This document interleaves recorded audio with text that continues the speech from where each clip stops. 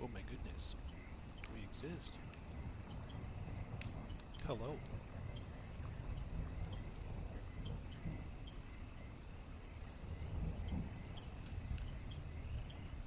See if we have any stragglers.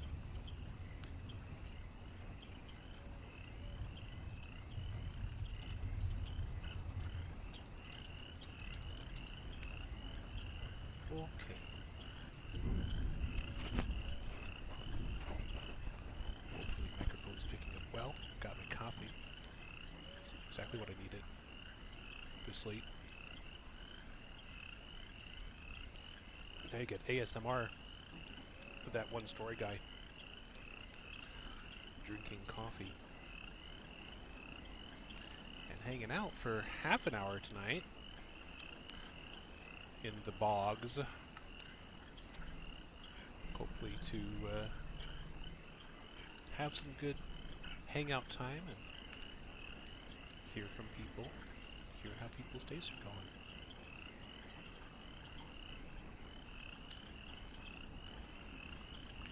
Excited to do whatever we do, that it is what we do here. I think I'm going to go on a boat ride with a boat. Boat. Need to find a way to put my stream overlay chat on my monitor that has the game. That would make it so I don't have to turn way over there and see the hello to the peoples. But this shall suffice.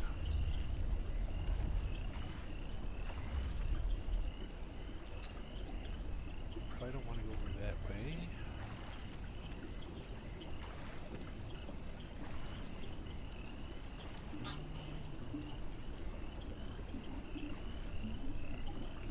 There's a crab.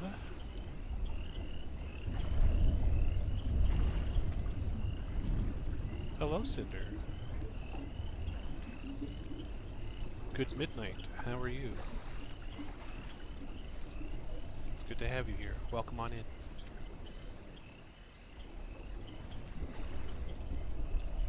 My boat keeps drifting. Ah, there we go.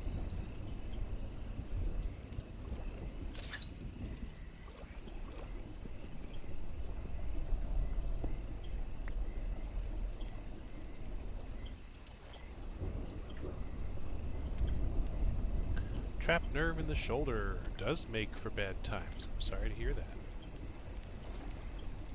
I hope that it becomes untrapped soon. Oh my goodness, is it a little guy floating in the boaty? Look, oh my gosh, let me go over and say hello. I've never seen one of these before. Look how cute. Don't go away, buddy. It's okay, I won't hurt you. Oh, look. Hey! Oh, that's adorable. What are you doing over there? Oh my goodness. That is... Oh, he giggled. That makes me severely happy. I don't care about all these piranhas under me. Apparently he doesn't either. Oh dear. Yeah, he's a good little fella. Just got to get away from these piranhas now. Oh jeez, I'm not with that. Okay.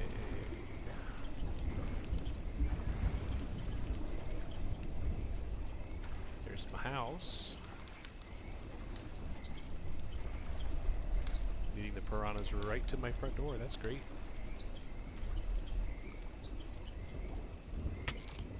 Yeah. Don't overexcite yourself.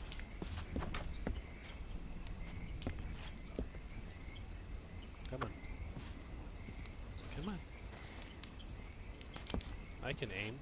Aiming is my best trait. He's gonna die before I kill him.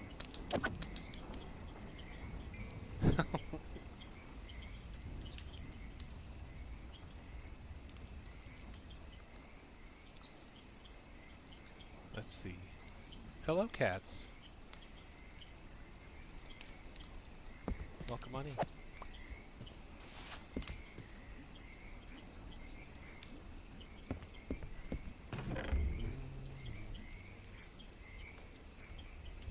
Alright, let's make some sermerite.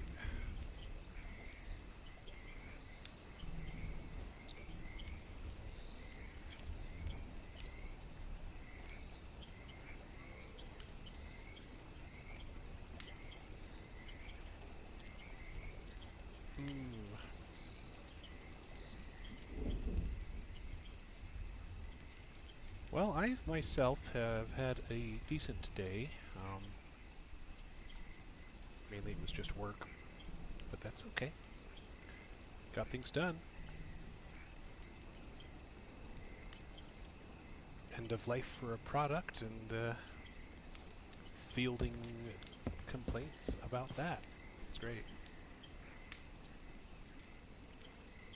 But figure chilling out here, getting ready to read some more Brothers Grimm here in a little bit will be, well, just what I need. Hope it's useful for everybody else here. And I'll have to figure out how to get subtitles as well. But I still haven't figured out how to do that. Oh, let's see. Put the boats away. Make sure you have... should be enough. Limestone, crag rock.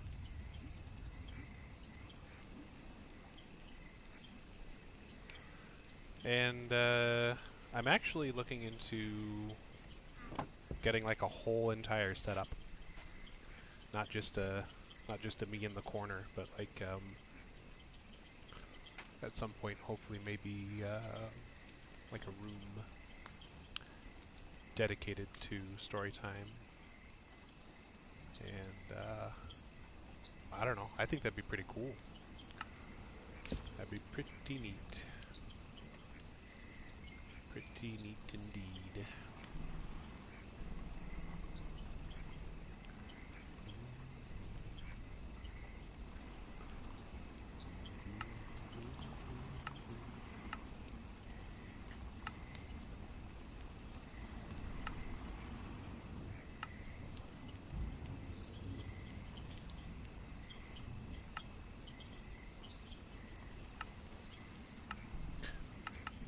What does a...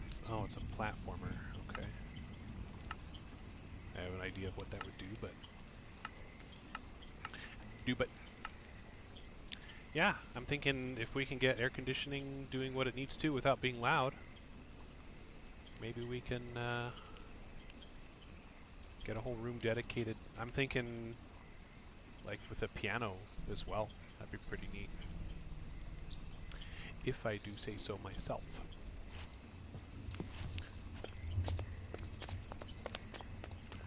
What else is the Cinder up to this evening, along with the trapped nerve? Oh, I heard a rock golem. I'm not too pleased about that. And I'm even less pleased about hearing that noise. So let's begin. Where are they? Oh, there they are. Hey, buddies. Hey, how you doing?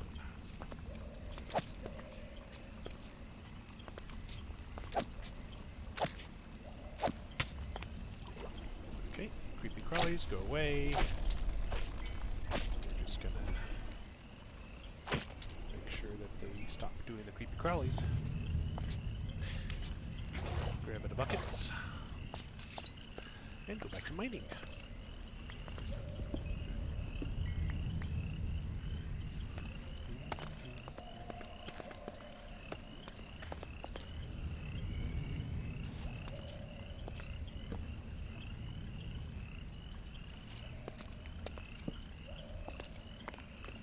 Down into the abyss.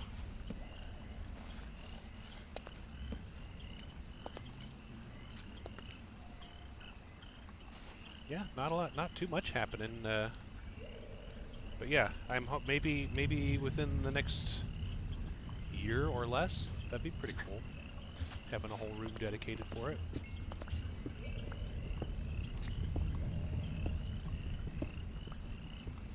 Like a big room. I don't know. With furniture and stuff. Hello, cat. Is that a new Twitch name, and do I need to subscribe? Let's see.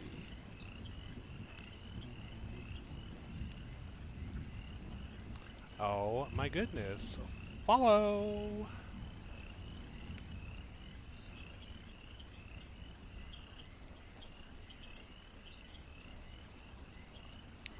Well, welcome on in. We'll be hanging out and just chatting for about 19 more minutes, and then I'll be reading some stories from the Brothers Grimm.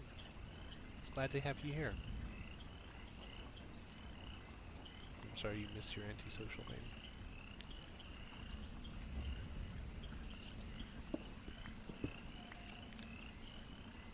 Apparently my chat wants to welcome me to the chat room, so...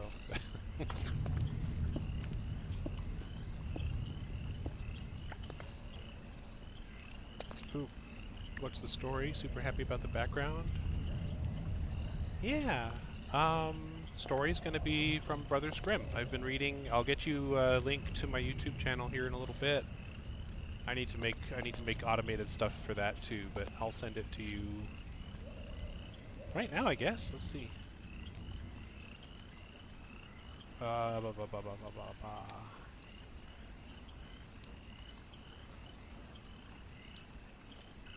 Here you go. That's the one story guy YouTube channel where the recordings go. And hopefully more content. I've been reading from Brothers Grimm. I missed one recording by accident because I didn't hit record, but other than that, quite a bit of content there if you ever feel like you need something to listen to and wind down. Winding down is kind of the vibe that I'm going for myself, so I'm pretty excited to cater to that.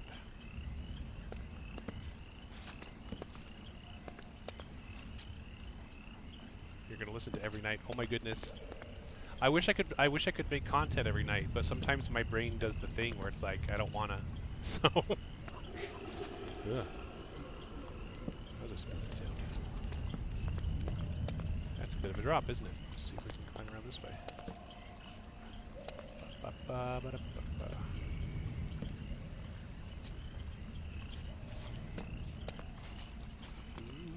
Sermerite and bones. Why, thank you. I think I shall. Yeah. That's alright. Just excited to be doing something that I can do and record even if no one's listening live, because then I'm like, I'ma do it anyway. I want to be able to have that content available for people. Lots of creepy crawly sounds. We were rumbling off in the distance. Of course, it's safe over here. Everybody is not going to get hurt. Ah, okay. Hey, buddy. What did I just say about not getting hurt? Yeah, so that's where I'm at. I'm glad you're here. Really. Makes me happy. Thank you for supporting me. Let's see. Got about 15 minutes. We'll get our story time on and get to listen to wildly, well, Brothers Grimm. I mean, what do you expect, right? So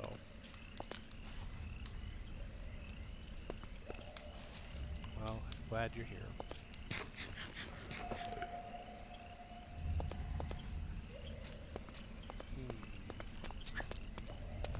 More bones. Awesome. Sulfur and bones, sulfur and bones. We all need our sulfur and bones. It's the best song I'll sing all night. And Sermerite, and more bugs. Alright, we are loaded.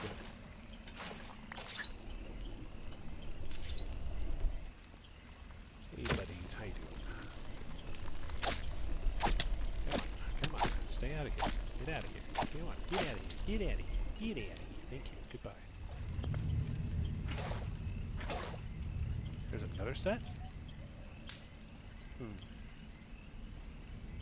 Who else is here? I see Cat, Cinder, Alisadra.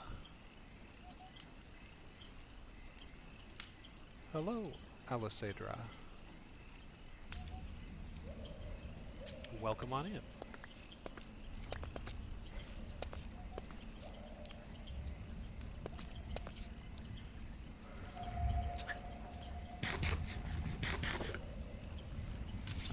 The evening has been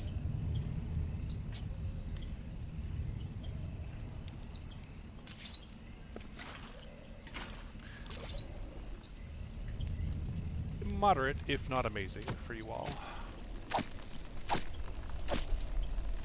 Oh, that is a cute emoji slash sticker cat.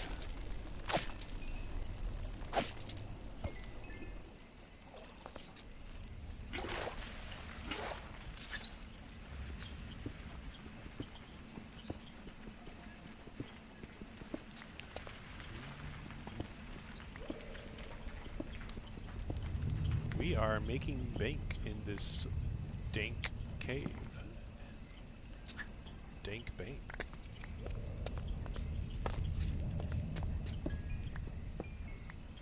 Okay, let's get out of here.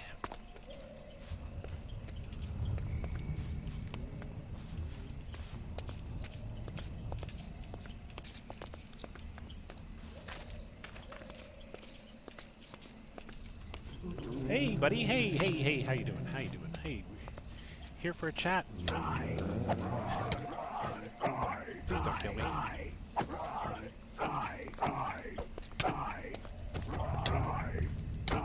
I'm dead. Alright, well that was fun. The hot bar is saved. Let's get back to our grave. Okay, house is this way.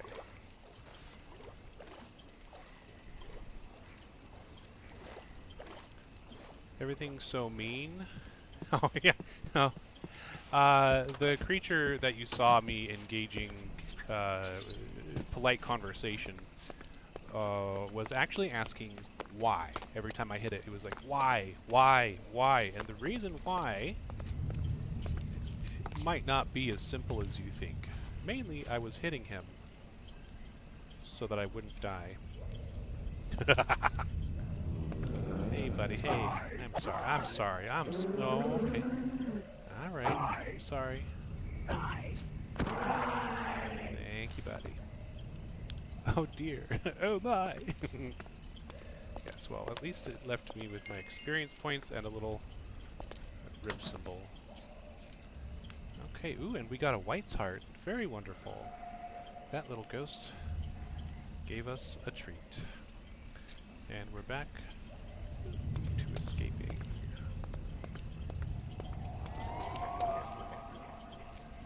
And, you know, it's what we do.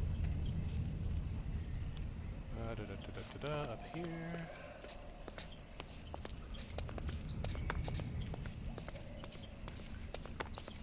Tip tap of the feet.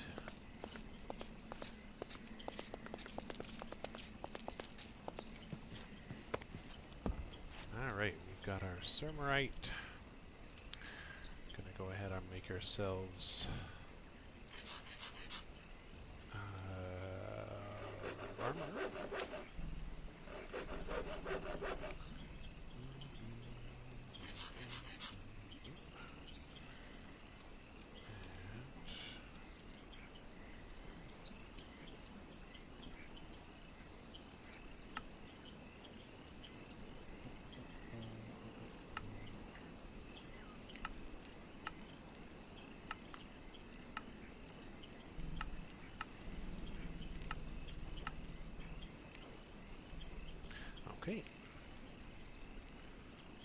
map is cleared of death points. Should probably find a way to turn that off in general. Trash can is empty.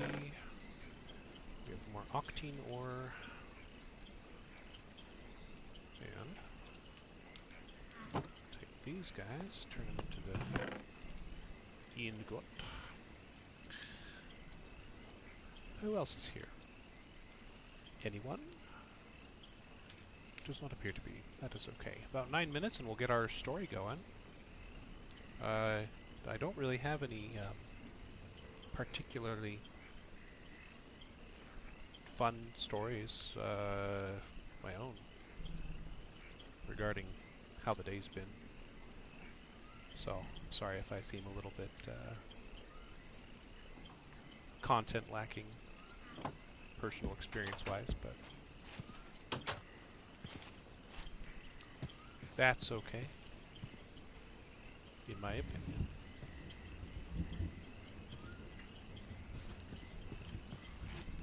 And we'll see. I think I set this gem down here. Yes, indeed I did. I wonder if I can put them on the table with this guy. Oh, yes I can. Alright.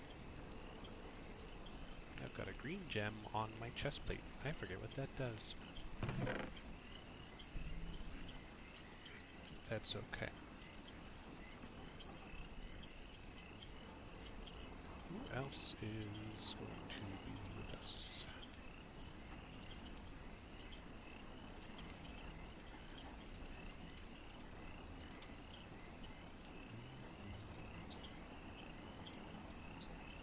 Okay. Doesn't seem as though anybody at the moment anyway. Why did I leave? I need my boat. We're going for a 7-minute boat adventure.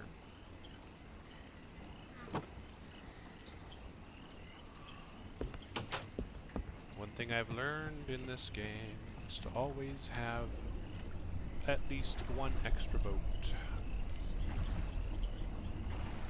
when you decide to go out into the deep.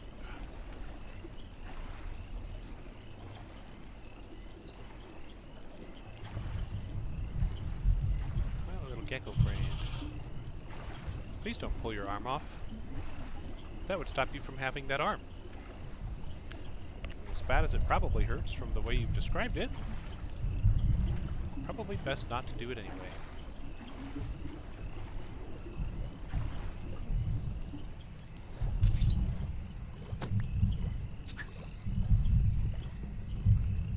Thud, thud, thud, thudding sounds. Alright. Gonna get ourselves some crag rock. It's your right arm. Okay, alright. Well, perks for being left-handed, I suppose, huh?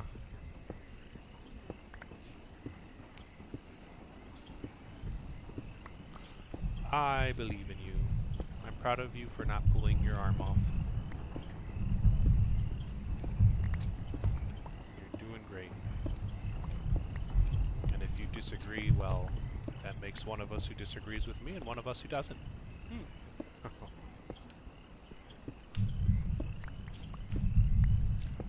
Oh, looks like it got a little bit foggy while I was digging.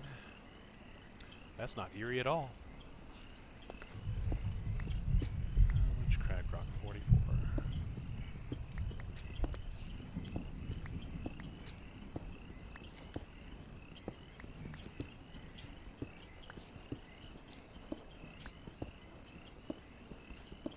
And then it got dark. That should make 64. And by golly, it sure did. And you know what? I don't think that I like this kind of atmosphere to be exploring. Times like this that I would like to probably head back home. And maybe just get ready for story time a little early.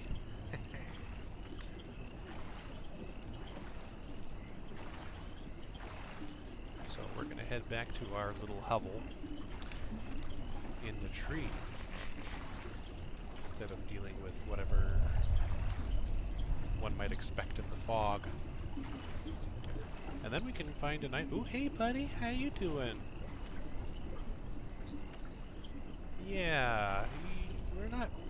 You can stay over there. Thank you. Just gonna...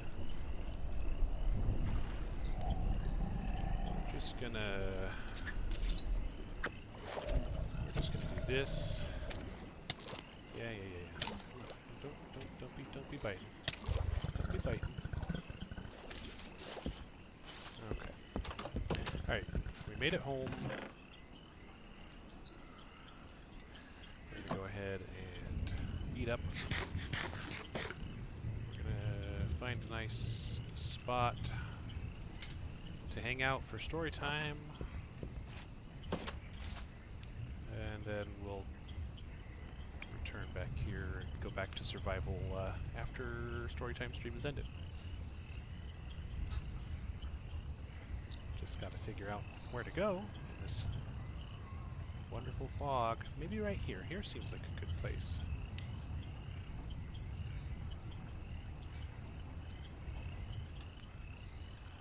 Here sounds like a great old place.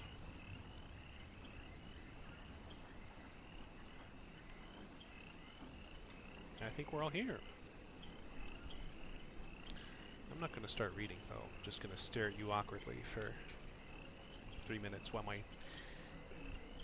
all my chair hydraulics fail on me. Oh, man. Gotta figure out how to get the overall volume higher without causing clipping issues, though. That would be great. I'm gonna do... No, that's good. Let's go exploring a little bit more.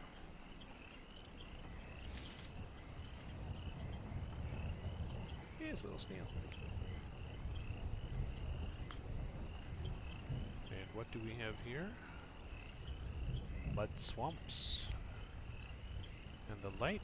Wow, the light of this firefly really lights things up, doesn't it? Really breaks the game a little bit. Oh well.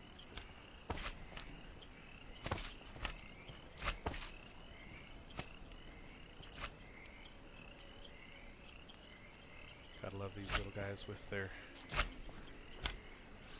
skelly faces. Not a place one would like to be for a vacation. Yeah, you heard me.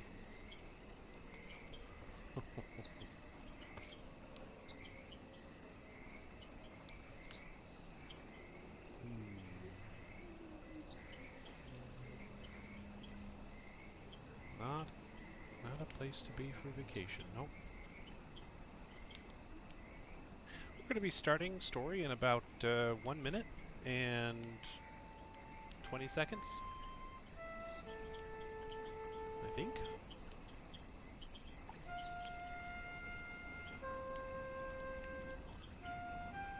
There's a good guy hanging out.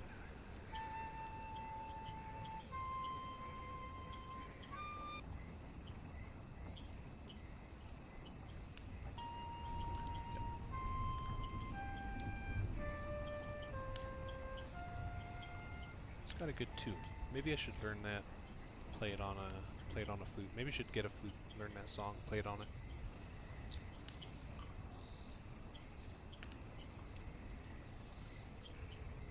Ah, this looks like a good place for story time. Okay, alright, let's go ahead and get started.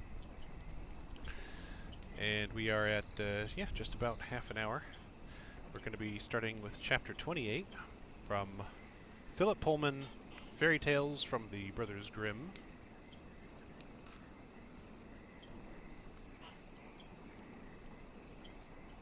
Chat got busy. Yes, I did mention captions. I'll definitely be looking into that. Let's see.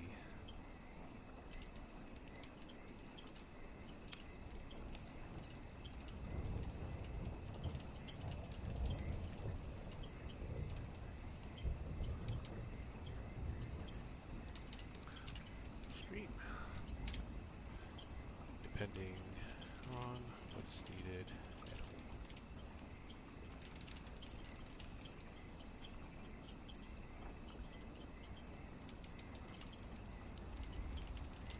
Alright.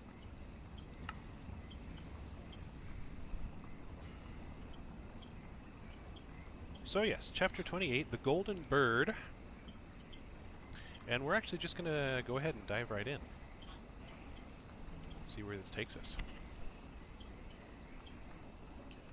In the old days there was a king who had a beautiful pleasure garden behind his palace, and in this garden there was a tree that bore golden apples. Every year, once the apples were ripe, the king had them counted and numbered, but one year, the very morning after the count was taken, one was found to be missing. The head gardener reported this to the king, and as a result the king ordered the tree to be guarded every night. So important was this task that he sent his 3 sons to carry it out. On the first night he sent the eldest, but the prince couldn't stay awake. Oh, neither could I. Reminds me I should have some more coffee. And at midnight he was fast asleep. In the morning another apple was missing.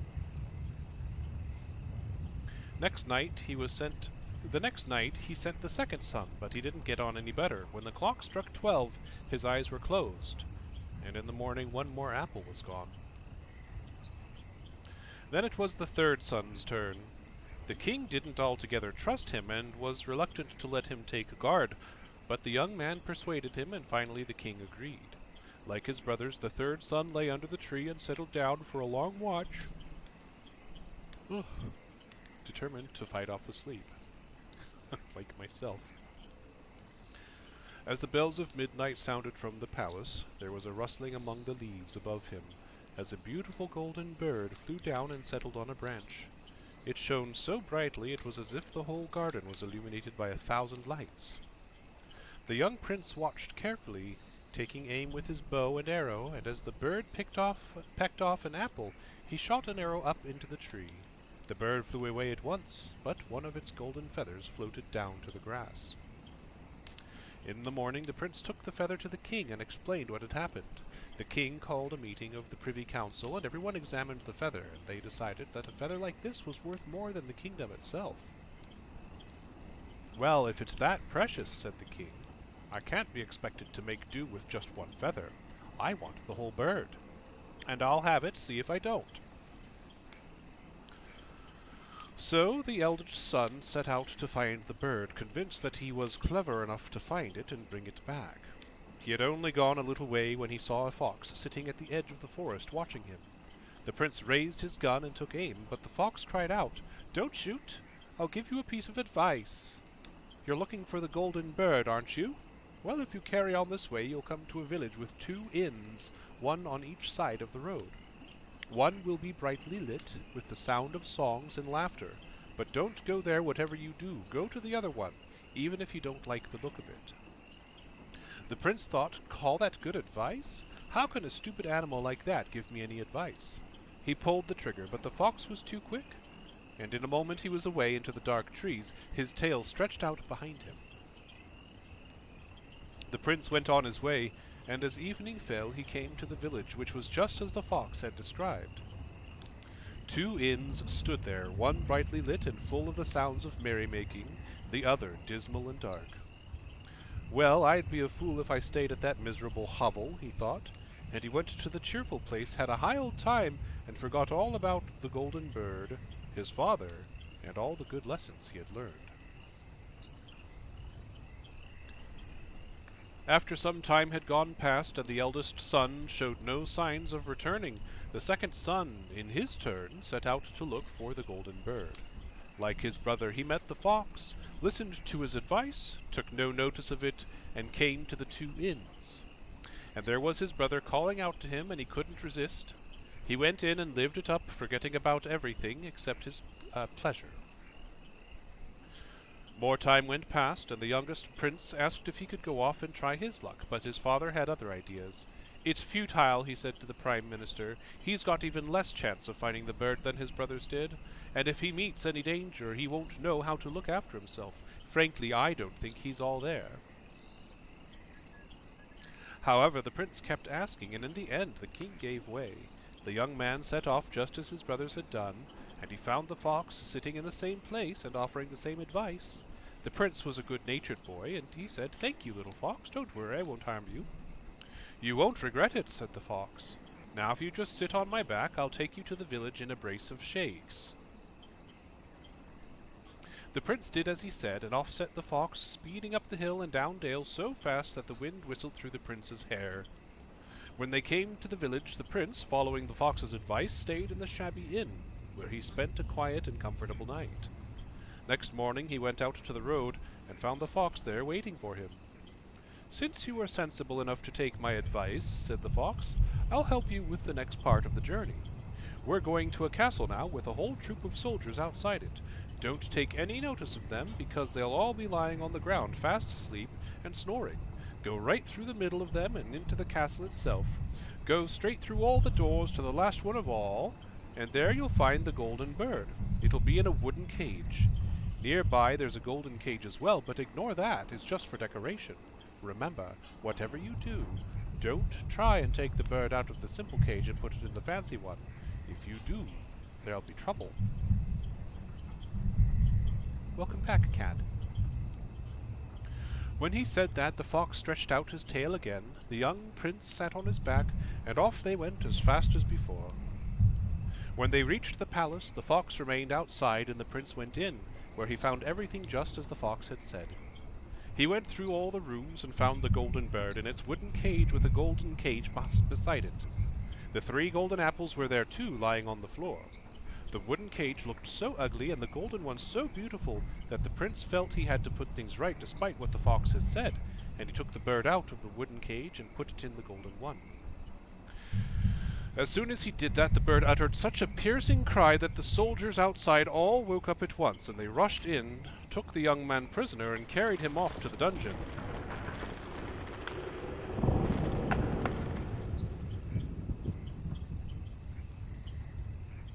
Next morning he was brought before the court. He admitted everything, and the judge sentenced him to death. However, the king of that country liked the look of the young prince, and said he'd spare his life on one condition. The prince had to bring him the golden horse that ran faster than the wind.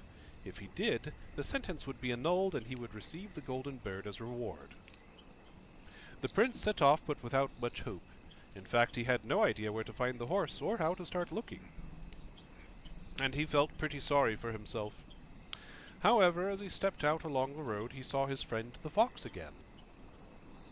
"What did I tell you?" said the fox. "All this trouble came about because you didn't listen to me. Well, never mind, I'm here now, and I'll tell you how to find the golden horse. Come with me, and I'll take you to a castle where the horse is in a stable. There are several grooms there, but they're all fast asleep outside, so you'll be able to lead the horse out without any problems. But mind you, put the plain old leather saddle on him, and not the golden one you find there. Otherwise, trouble." The fox stretched out his tail, the prince sat on his back, and off they set, so fast that the wind whistled in the prince's hair. They reached the castle, where everything was as the fox had said. The prince entered the stable and found the golden horse, so beautiful that he had to shade his eyes, and as he looked around for the saddle, he thought it would be ridiculous to put the old battered leather one on, when there was such a beautiful golden one just waiting to be used. So he put the golden one on, the horse neighed loudly, the grooms woke up, and they seized the prince, and he was sentenced to death. And the king of that castle spared his life too. The condition this time was that he had to bring back the golden princess from the golden castle. And off set the prince with a heavy heart once more, and once more he met the faithful fox. "You're a difficult man to help," said the fox. "I should really leave you to get on by yourself, but I feel sorry for you." The path we're on leads directly to the golden castle. We'll get there in the evening, and when it's dark and everything's quiet, the golden princess will go to the bathhouse to bathe. What you must do is run up as soon as you see her and kiss her. Once you've done that, she'll follow you, and you can take her anywhere, but you mustn't allow her to say goodbye to her parents. If you do that, it'll all go wrong. The fox stretched out his tail, the prince sat on his back, and off they went, the wind whistling through the prince's hair. They soon arrived at the golden castle, where everything was as the fox said it would be. The prince hid until midnight, and when everyone else was asleep, the princess went to the bathhouse. The prince ran up and kissed her, and she said she'd gladly go anywhere in the world with him. But first she must bid farewell to her mother and father. She begged him, she implored him, she wept, and although he resisted her pleas at first, she was so beautiful and in such distress that he finally gave in. Naturally, as soon as she approached the royal bed, the king woke up, so did everyone else in the palace. The prince was seized and thrown into prison, and next morning he was brought before the king. "Your life is worth nothing, young man," said the king. "I'd have you put to death at once, but there's a task that needs doing, and if you can do it, I'll spare your life. Out of my window there's a mountain that blocks the view. Take that away within 7 days, and the princess is yours. Otherwise you'll lose your head."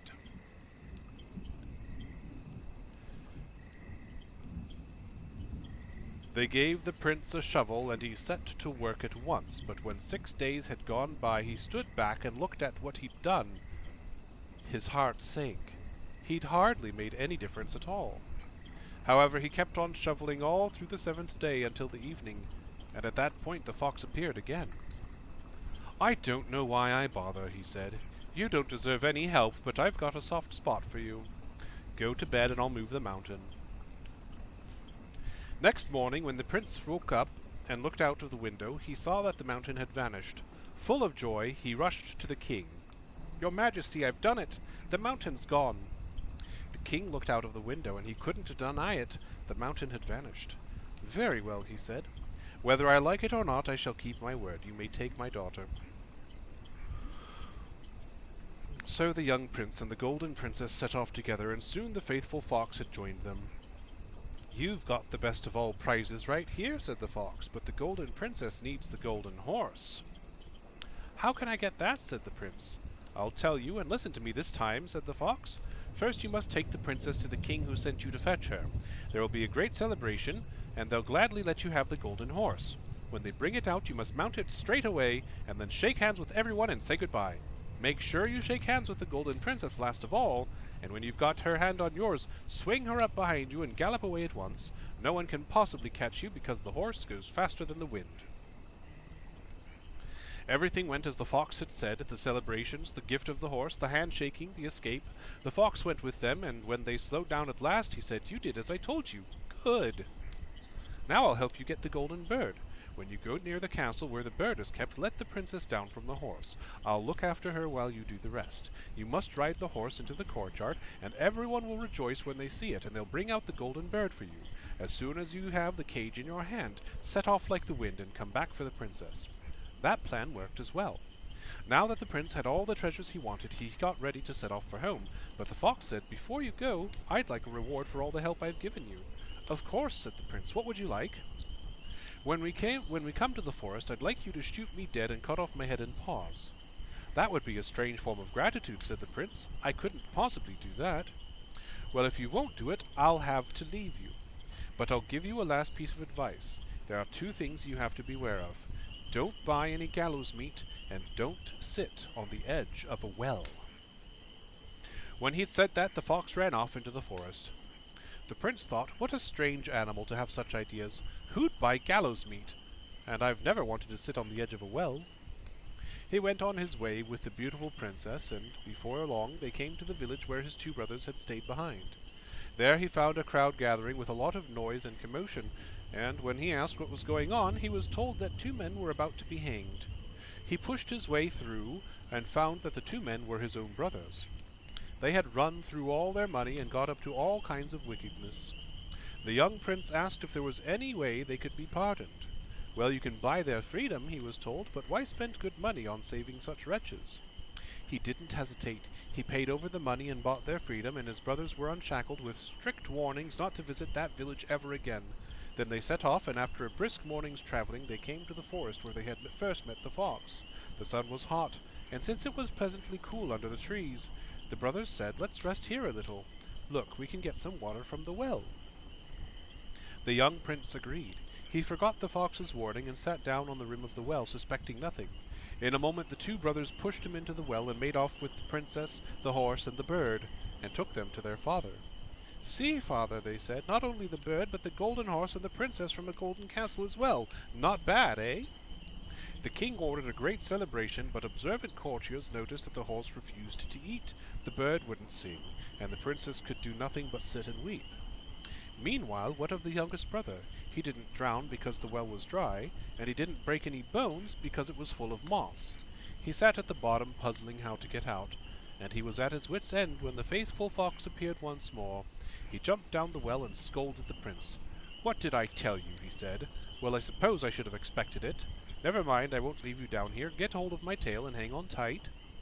The prince did, and a minute later he clambered out of after the fox and brushed himself down. "Now you're not out of danger yet," said the fox. "Your brothers weren't sure that you died in the well, so they've stationed guards all round the forest with orders to shoot you on sight." They set off, and presently the prince came across a poor man and exchanged clothes with him. In that way he managed to get to the court without being recognized. As soon as he came in, the bird started singing, the horse began to eat, and the beautiful princess stopped crying. The king was amazed. "What does this mean?" he said. "I don't know," said the princess. "I was sad, and now I'm joyful. I feel as happy as if my bridegroom had come." She told the king everything that had happened, defying the brothers who had threatened to kill her if she revealed the truth. The king ordered the whole court to gather, and the young prince was there too, in the rags he'd got from the poor man. The princess recognized him at once, and ran to embrace him, and the wicked brothers were seized and put to death. The young prince was married to the princess and appointed heir to the king. But what of the poor fox? One day, a long time afterwards, the prince happened to be walking in the forest when he came across his old friend, who said, "You've got everything you want now, but I've had nothing but bad luck for years, and you refuse to set me free, even though I asked you to." And once again the fox begged the prince to shoot him and cut off his head and paws. This time the prince did it, and as soon as it was done the fox changed into none other than the brother of the princess, released at last from a spell that had been cast over him. And from then on nothing was missing from their happiness as long as they lived. Well, okay. That was interesting. I guess no matter how many times you fail, there will always be a fox to grant you a way out of it. All right. We're going to hop right into Chapter 29, Farmerkin. And based on its length, I think we're going to be done after that. So, I know. Here we go. There was once a village where every single farmer was rich except for one whom they called Farmerkin. And this little bookmark keeper is apparently tickling my leg, so that was fun. Farmerkin didn't even have the money to buy a cow, though he and his wife longed to have one. One day he said to her, "Listen, I've got a good idea. You know your cousin, the carpenter. Let's get him to make us a calf out of wood and paint it the proper color, so it looks real. It's bound to grow up eventually, and then we'll have a cow. What do you reckon?" "That's a good idea," said his wife. So they went to the carpenter, explained what they wanted, and he got some good pieces of pine and sketched it out, and then sawed and planed and carved and nailed it all together. And then he took some brown paint and painted it till you could hardly tell if it wasn't real. He'd made it with its head down as if it were grazing, and given it some long black eyelashes, too. When the village cows were driven out to the pasture next morning, Farmerkin called the cowherd and said, "I've got a young calf here, but she's too small to walk yet. She needs to be carried." "Fair enough," said the cowherd, and he picked up the calf, carrying it to the pasture, and set it down on the grass. The cowherd said to himself, "She'll be running around soon. Look at her tuck into that grass." When it was time to drive the cows home that evening, the cowherd couldn't make the calf move. "Damn it," he said. "You've been guzzling away all day long. I reckon you're strong enough now to walk home on your own 4 legs. I ain't gonna carry you both ways." Farmerkin was standing outside his door waiting for the calf to come back. Along came the herd of cows, and behind them was the cowherd. But there was no sign of the calf. Hey, said Farmerkin, where's my calf then? She's still out grazing. I called her, but she didn't move. I can't wait all day. These cows want milking. The cowherd got the cows settled in the milking parlor, and then went back to the pasture with Farmerkin, but by the time they had got there, someone had stolen the calf. That's your fault, said Farmerkin. No, it ain't. She must have wandered off. Well, you should have to fetch her back, said Farmerkin. And he took the cowherd to the mayor, who was shocked at the cowherd's negligence, and ordered him to give Farmerkin a cow to make up for his loss. So now Farmerkin and his wife had the cow they'd been longing for. They were happy about it, but they had no feed and they couldn't afford to buy any, so they had to have her slaughtered. They salted the meat and tanned the hide, and it was a nice hide too, so Farmerkin set off for town with it, intending to sell it and buy a calf. On the way he went past a mill, and there sitting on the ground was a raven with both wings broken. Farmerkin felt sorry for the bird, so he picked it up carefully and wrapped the hide around it. Dark clouds were gathering in the sky, and the wind was getting brisker, and no sooner had he got the raven wrapped up than the rain started pouring down. There was nowhere else to shelter, so Farmerkin knocked on the door of the mill. The miller's wife, who was alone there, opened the door to him. "What do you want?" she said. "Sorry to trouble you, missus, but could I take shelter here?" "Oh, I suppose it is coming down a bit. All right, come in. You can lie down in the straw over there." She pointed to a big heap in the corner, and when Farmerkin was comfortable, she brought him some bread and cheese. "Very good of you, missus." "Well, it looks as if it's set in for the night," she said. Farmerkin ate the bread and cheese and then lay down and closed his eyes with the hide beside him. The woman, who was keeping an eye on him, thought he must have been tired, and as Farmerkin didn't stir, she was sure he'd gone to sleep. Yeah, I've been yawning a little bit. Soon afterwards there came a soft knock on the door, and the woman answered it with finger on to her lips. Farmerkin opened his eyes wide enough to see the priest come in. "My husband's out," he heard her say, "so we can have a feast." Farmerkin thought, "A feast, eh? Then why did she fob me off with bread and cheese?" He watched through half-closed eyes as the miller's wife sat the priest down at the table, fluttering her eyelashes and talking sweetly, and proceeded to serve him a joint of roast pork, a big dish of salad, a fruit cake just out of the oven, and a bottle of wine. But the priest was just tucking in the napkin over his clerical collar when there was a noise outside. "Oh, good grief," the woman cried. "It's my husband! In the cupboard, quick!" The priest scuttled into the cupboard as quick as a cockroach, and the woman shoved the meat into the oven, the wine under the pillow, the salad under the bedclothes, and the cake on the floor under the bed. Then she ran to the front door. "Oh, thank God you're back," she said. "I was getting frightened. What a storm! You'd think it was the end of the world." The miller came in shaking the water off his clothes, and straight away he saw Farmerkin lying in the straw. "What's he doing here?" he said. "Oh, poor fellow," said his wife. "He knocked on the door just as the rain was beginning to come down. He asked for shelter, so I gave him some bread and cheese and let him lie down there." "Well, I don't mind," said the miller, "but I tell you what, I'm bloody starving. Get me something to eat, will you?" "There's only bread and cheese, honey bunch." "Whatever you've got in the larder will do me fine," said the miller, and then he looked at Farmerkin and called, "Hey, mate, get up and have another bite with me." Farmerkin didn't have to be asked twice. He jumped up, introduced himself, sat down at the table with the miller, and then tucked in. After a minute or so, the miller saw the hide with the raven in it still lying on the straw. "What you got over there?" he said. "Ah, now that's something special, that is," said Farmerkin. "I've got a fortune-teller in there." "Really?" said the miller. "Could he predict my future?" "Certainly," said Farmerkin, "but he only predicts 4 things, and the 5th he keeps to himself." "Go on, then. Get him to predict something." Farmer picked up the hide very carefully and put it on his lap. Then he squeezed the raven's head gently till the bird croaked, "Caw, caw." "What's that mean?" "Well," said Farmerkin, "he says there's a bottle of wine under the pillow." "Get away," said the miller, but he got up to look and found the wine. "That's amazing. What else can he predict?" Farmerkin squeezed the raven's head again. "Caw, caw." "What's he say now?" "In the second place," said Farmerkin, "he says there's a joint of roast pork in the oven." "Roast pork? I don't believe it." "Well, I'll be damned. There isn't all." "Lovely bit of meat. Look at that. What else does he say?" Farmerkin made the raven prophesy again. This time, he said, he predicts that there'll be a salad under the bedclothes. The miller found that too. This is incredible, he said. I never seen anything like this in all me life. Kerr, kerr, said the raven for the fourth time, and Farmerkin interpreted, there's a cake under the bed.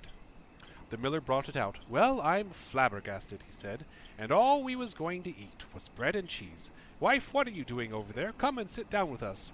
No, she said, I've got a bit of a headache. I think I'll go to bed. Of course, really, she was terrified. She got in the bed and tucked the bedclothes right up over her and made sure that she had the keys to the cupboard. The miller carved the joint of pork and poured some wine for himself and Farmerkin, and they began to eat. So, this fortune-teller, said the miller, he keeps the fifth thing to himself, does he? That's right, yeah, said Farmerkin. What sort of thing might it be, usually? Could be anything, really, but let's eat first, because I've got a feeling the fifth thing is going to be something bad. So they ate their fill, and the miller said, this fifth prediction, how bad might it be? Well, the thing about the fifth prediction, said Farmerkin, is that it's very valuable. He never gives it for free. Oh, what sort of price does he ask, then? 400 tailors. Good God! Well, like I told you, it's very valuable, but since you've been a generous host, I reckon I can persuade him to let you have it for 300. 300, eh? That's right. He won't go lower than that. Well, you see how accurate he's been already. You can't fault him if he's what he's told you so far. That's true, I can't deny that. 300 tailors, eh? 300. The miller went and fetched his purse and counted out the money. Then he sat down again and said, let's have it. Let's hear what he's got to say. Farmerkin squeezed the raven's head. Grr, grr, said the raven. Well, said the miller. Oh dear, said Farmerkin. He says the devil's got into your cupboard. What, said the miller. I'm not having that. And he hurried to unbolt the front door and wedge it open, and then he said, where's the key to the cupboard? Where's it gone? I got it, said his wife, muffled under the blankets. Well, give it here, quick. He snatched the key, unlocked the cupboard, and the priest shot out as fast as he could and vanished through the front door. The miller gasped, his hair standing on end. Then he hastened to bolt the front door again. He was bloody right, your fortune-teller, he said. That was the devil, and no mistake, I saw that bastard with me own eyes. And he had to drink the rest of the wine to settle his nerves. Farmerkin went to bed on the straw and slipped away early in the morning with his 300 tailors. Once back in his village, Farmerkin began spending his money. He bought some land and built himself a fine house, and soon the villagers were saying, he must have been where the golden snow falls. You can bring home money by the shovelful from there. What they meant was, they didn't believe he'd got it honestly. Farmerkin was summoned to stand before the mayor and explain himself. It's quite easy, he said. I took the hide of my cow and sold it in town. There's a big demand for leather now. Prices have gone way up. And as soon as they heard that, people all over the village began slaughtering their cows and tanning the hides, and got ready to go to town and sell them at this amazing price. Me first, said the mayor. He sent his maid off with the first hide. She got 3 tailors for it, and the rest of the villagers didn't even get offered that much. Well, what do you expect me to do with all them hides? Said the leather merchant. There's no demand these days. Naturally, the villagers were furious with Farmerkin. They denounced him to the mayor as a swindler, and it didn't take long for the village council to decide his fate. You'll have to die, said the mayor, by means of being nailed onto a leaky barrel and rolled into the pond. That's kind of terrible. A priest was summoned to say a mass for his soul, and the villagers left the two of them alone, while that was being done.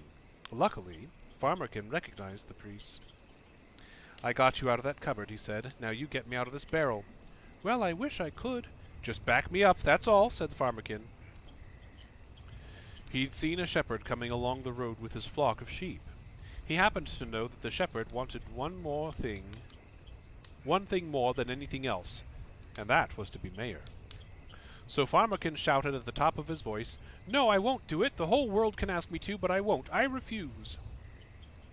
The shepherd stopped and said, What's going on? What won't you do? They want me to be mayor, said Farmerkin, and they said all I got to do is get in this barrel, but I won't do it. I just won't. Serious? Said the shepherd. The only thing you got to do to be mayor is get in the barrel? Farmerkin nudged the priest, who said, "Yes, that's right." "Oh, well, if that's all it takes," said the shepherd, and he clambered in. Farmerkin put the lid on, and then took the shepherd's crook and drove the flock of sheep away. The priest went to the village council and told them that the mass had been said, and the barrel was ready. The mayor led them out, and they all came hurrying along and rolled the barrel towards the pond. As it bumped along the road, the shepherd shouted out, "I'll be glad to be mayor." They thought it was Farmerkin shouting, of course, and called back, "Of course you will, but first you can have a look round down there." Then they rolled the barrel into the water and set off for home. While the priest stayed behind, pulled up his cassock, and tried to drag the barrel out so the shepherd wouldn't drown, the villagers had the surprise of their lives, because as they came into the village square, there was Farmerkin with a flock of sheep. "Farmerkin, what the devil are you doing here? How'd you escape from the barrel?" "Nothing to it," he said. "The barrel sank deeper and deeper until it got to the bottom, and then I kicked the end open and crawled out. And you've never seen such beautiful meadows as they've got down there, rich green grass, warm sunshine, and so many lambs you couldn't count. So I rounded up a handful and brought them back up with me. Are there any left?" "Oh, plenty, more than enough for everyone." So they all turned round and hurried back to the pond, each of them determined to bring back a flock of his own. Just then the sky happened to be full of those fleecy little white clouds that people call lambkins, and the villagers were so excited seeing the reflection of the clouds in the pond that they didn't notice the soaking wet shepherd on the other side belaboring the priest. All they could do was exclaim in delight as the clouds and jostle for position on the bank. "Me first," said the mayor, and plunged in with a splash. There came a gurgle from the water as he went down, and thinking that he was calling for them all to join him, they jumped in after him.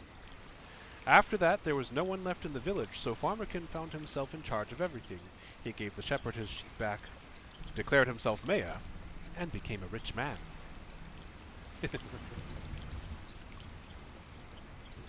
The end. That was a treat.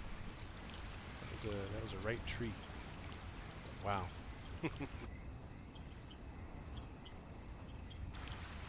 So, Oaks, Alice, All Roads, another viewer, Cats, Cinder, Cat, and Codlack. Thank you all for being here. I really appreciate it. Yeah, that was a wild, it's a wild story, gotta say. But, I'm gonna go ahead and end it for now. Meow meow. Meow meow.